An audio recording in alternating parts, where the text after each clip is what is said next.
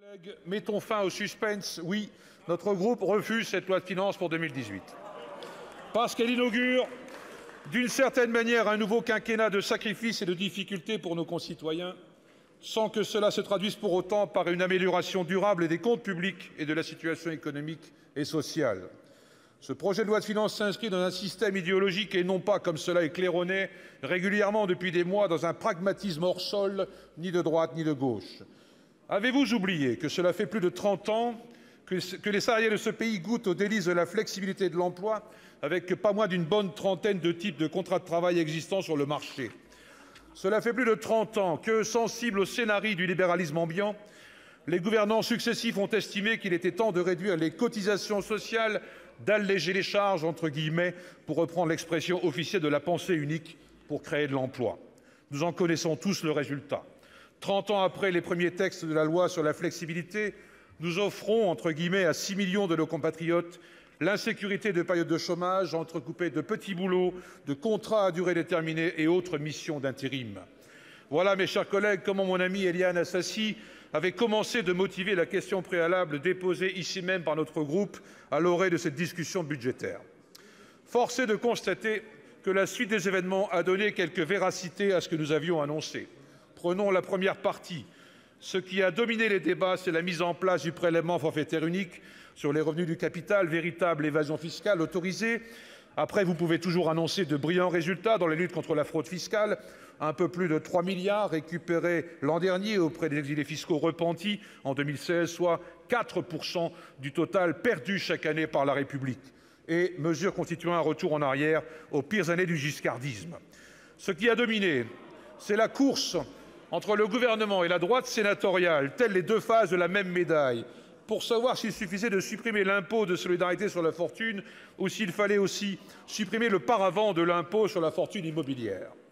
Notons que, dans son acharnement à obtenir pour les détenteurs de capitaux et de patrimoine les meilleures conditions fiscales, la droite sénatoriale a aussi annulé la mesure leurre de gauche annoncée par le gouvernement, celle de la baisse de la taxe d'habitation qui met tellement en péril l'autonomie financière des collectivités, principe fondamental pourtant de notre Constitution. Pour faire bonne mesure et pour tenir tous les bouts de la chaîne, il fallait, comme nous l'avons vu en seconde partie, donner une nouvelle vigueur au dispositif d'investissement Madelin. Parce que la disparition de l'ISF-PME nécessite que l'optimisation fiscale trouve encore sa voie et toujours de manière renouvelée. Une optimisation qui concernait 65 000 foyers fiscaux redevables de l'ISF, soit environ 1 sur 5, mais surtout moins de 0,2% des ménages français.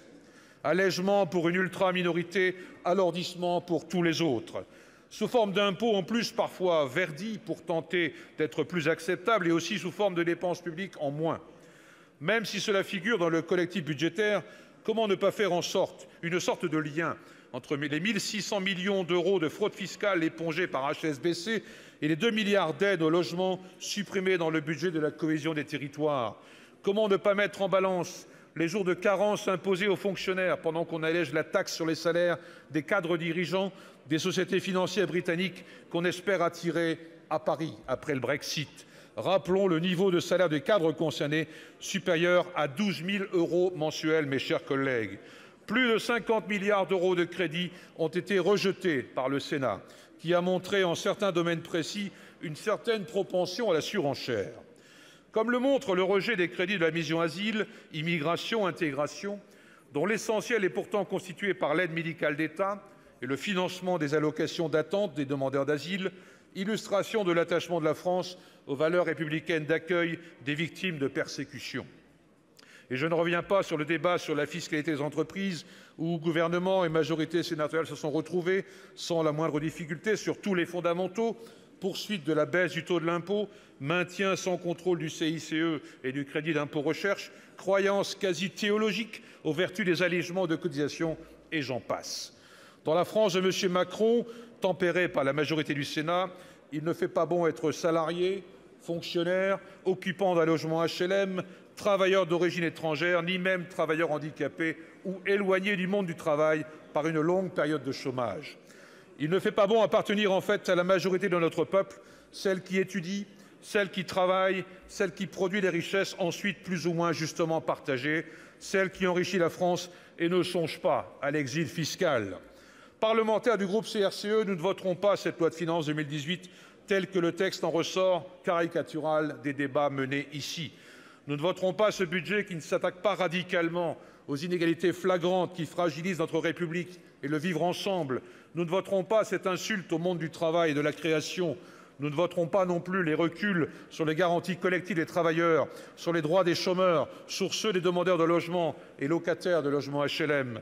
Nous ne voterons pas ces mesures récessives sur le logement, sur le pouvoir d'achat, détériorant les conditions de vie du plus grand nombre. Au bout de 6 mois, mes chers collègues, le brouillard se lève enfin sur le nouveau monde promis au printemps dernier. L'équivoque commence à se dissiper. Le nouveau monde de la politique conserve beaucoup des travers de l'ancien et la politique du gouvernement s'insère parfaitement dans le moule conçu pour ses prédécesseurs. Ce n'est sans doute pas ce que voulaient et espéraient les Françaises et les Français au printemps dernier. Merci.